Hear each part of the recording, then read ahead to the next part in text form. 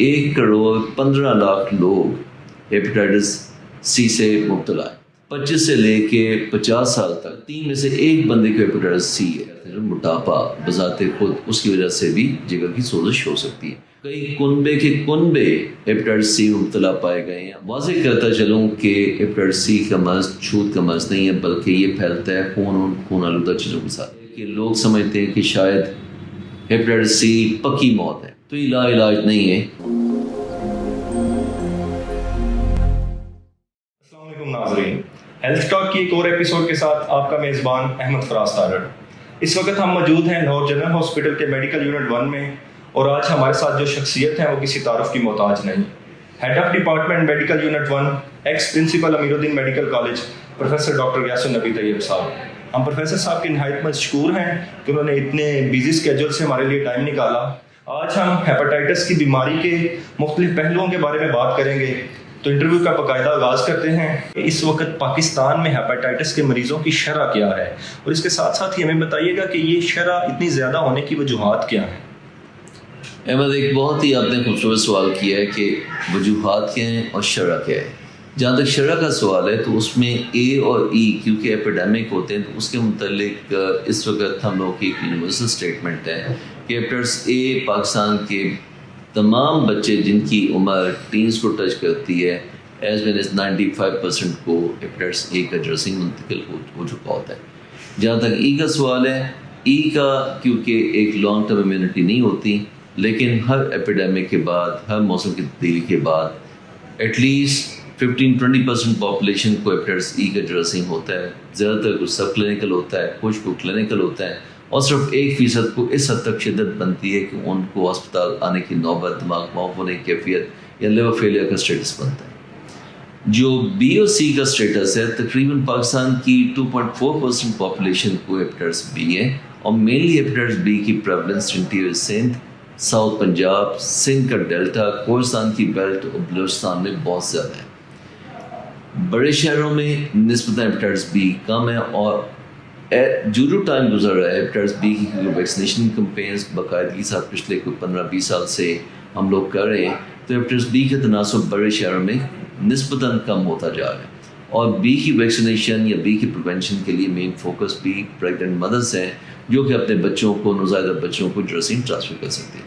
اب اگر میں بات کروں ہیپیٹائٹس سی کی، جو کہ پاکستان کے پبلک ہیلتھ کے لیے سب سے میجر چیلنج ہے، اس کا تناسب تقریباً 8.4% پاپولیشن پنجاب کی، جو کہ بگسٹ پروونس ہے، یہاں کی آبادی تقریباً کوئی 12 کروڑ کے لگ بھگ ہے، اور اس کے ساتھ ساتھ تقریباً کوئی 6.4% سندھ، اور اسی طرح کوئی 5% کے پی کے اور 4% بلوچستان کی پاپولیشن کے ہیپیٹائٹس سی ہے. تو اس کا مطلب ہے کہ اگر پاکستان کی ٹوٹل پاپولیشن میں دیکھوں کوئی 22 کروڑ، تو اس میں تقریباً کوئی 1,15,00,000 لوگ ہیپیٹائٹس سی سے مبتلا ہیں.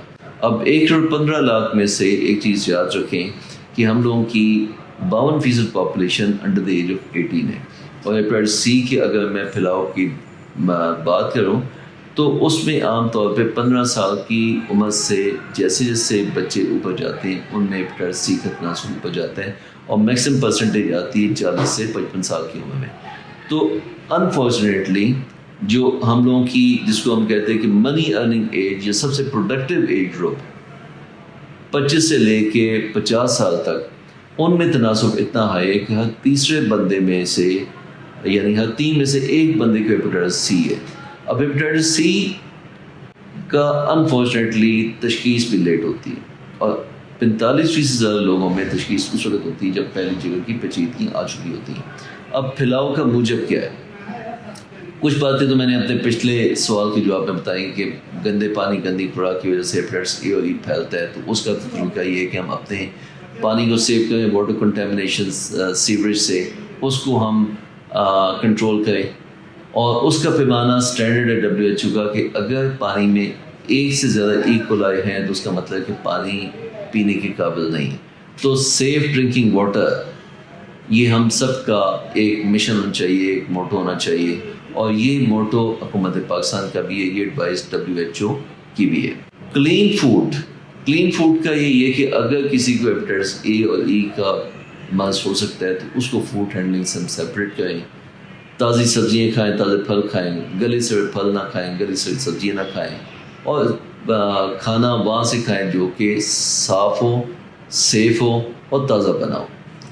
تو ہیپیٹائٹس اے اور ای کے پھیلاؤ کو تو ہم اس طرح کنٹرول کر سکتے ہیں۔ یہ چیز بھی یاد رکھیں کہ ہیپیٹائٹس اے کی ویکسین بھی موجود ہے، اگر ہیپیٹائٹس اے کی ویکسین کو افیکٹولی یوز کیا جائے تو اس کا جو نئے انفیکشن ریٹ ہے اس کو ہم کنٹرول کر سکتے ہیں۔ جہاں تک ای کا سوال ہے تو ای میں اب ویکسین پچھلے 1 سال سے آ گئی، اس کے ابتدائی نتائج حوصلہ افزا ہے، اور امید ہے کہ اگلے 1 سال میں ہیپیٹائٹس ای کی ویکسین میس لیول پہ اویلیبل ہوگی، تمام جگہوں پہ ہم اس کو سیفلی یوز کر سکیں۔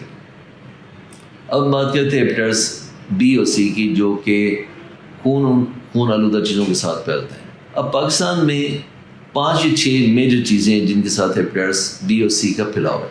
پہلی بات سرنجز، کنٹیمنیٹڈ نیڈلز، بے شک وہ آئی وی ڈرگ یوزرز ہوں یا وہ تمام افراد جو کہ جی پی حضرات کے پاس جاتے ہیں یا ہاسپٹل میں آتے ہیں، ان کا یہ حق ہے کہ ان کو صاف سوئی، صاف آلات جراحی، صاف آلات دندان سازی مہیا کیے جائیں۔ اس کے لیے حکومت پاکستان نے ایک بہت اہم قانون پاس کیا جس کو ہیپیٹائٹس کنٹرول ایکٹ کہتے ہیں، 2018 میں پاس کیے گئے، جس کے رولز اس سال میں بنے اور انشاءاللہ تعالیٰ بہت جلدی امپلیمنٹیشن میں آ جائیں گے۔ اس کے حساب سے آپ کی جو سرنج ہے وہ اسٹرکٹلی آٹو ڈسٹرکٹیبل ہونی چاہیے۔ اگلی بات آتی ہے کہ آلات جراحی کا پراپر صاف ہونا بہت اہم ہے، اور اس کے لیے اگر ہیلتھ کمیشن کی تمام ہدایات پہ عمل کریں تو اس میں آپ آلات جراحی کے صفائی کو انشور کر سکتے ہیں، اور اس کی پراپر امپلیمنٹیشن چاہیے۔ یاد رہے کہ ہیلتھ کیئر کمیشن کا ایکٹ پاس ہو چکا ہے، ہیلتھ کیئر کمیشن کا محکمہ وجود میں آ چکا ہے، اور وہ تمام کلینکس کی رجسٹریشن کرتے ہیں۔ اس کے بعد آتا ہے بیوٹیشنز کی اور باربرس کی رجسٹریشن، جن کے پاس ایسے آلات ہوتے ہیں جن سے خون آلودہ انسٹرومنٹس کے تھرو انفیکشن ٹرانسفر ہو سکتی ہے، تو ان کی رجسٹریشن اور ان کی صفائی ستھرائی کا کنٹرول وہ بھی ہیپیٹائٹس ایکٹ کے انڈر آتا ہے۔ پھر آ جاتے ہیں ہاسپٹل بیس۔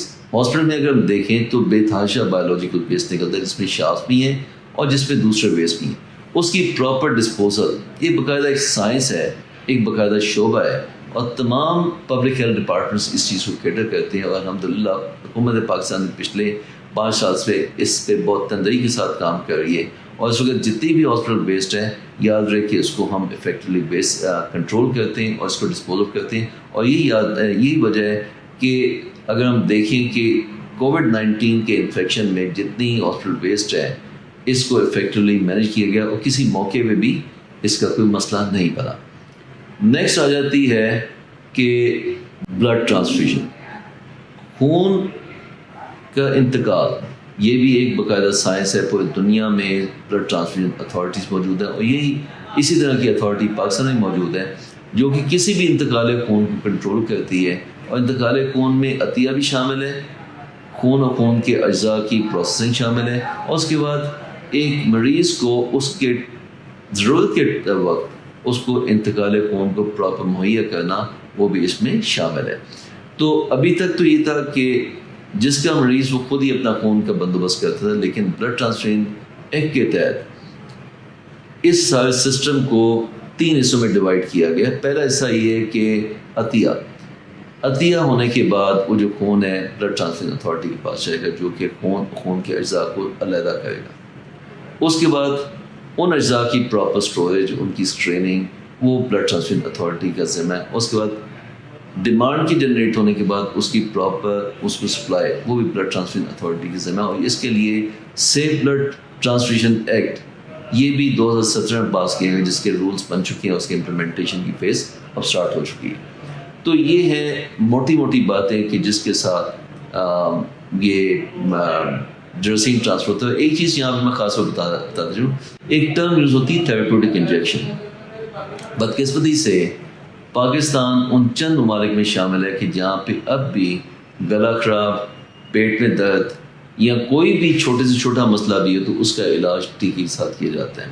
اس کے علاوہ طاقت کے نام پہ بے تحاشا ٹیکے لگائے جاتے ہیں، اور تقریباً WHO کے اعداد و شمار کے حساب سے ہر بندہ سال میں 10 سے لے کے 12 انجیکشن تھراپیوٹک انجیکشن اننیسیسریلی لگواتا ہے جن کو ہم اوائڈ کر سکتے ہیں.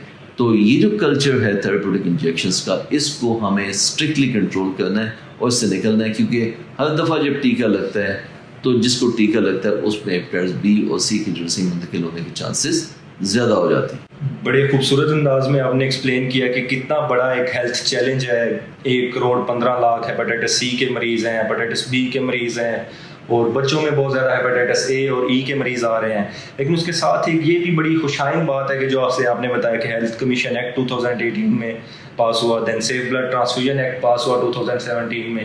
اس میں حکومت پاکستان نے بھی بڑی حد تک کوشش کی کہ اس بیماری کو قابو پایا جا سکے. ہمارے اس پیغام کو اپنے پیاروں تک شیئر کریں اور ایک صحت مند معاشرہ بنانے میں ہمارا ساتھ دیں. بہت شکریہ. اللہ حافظ.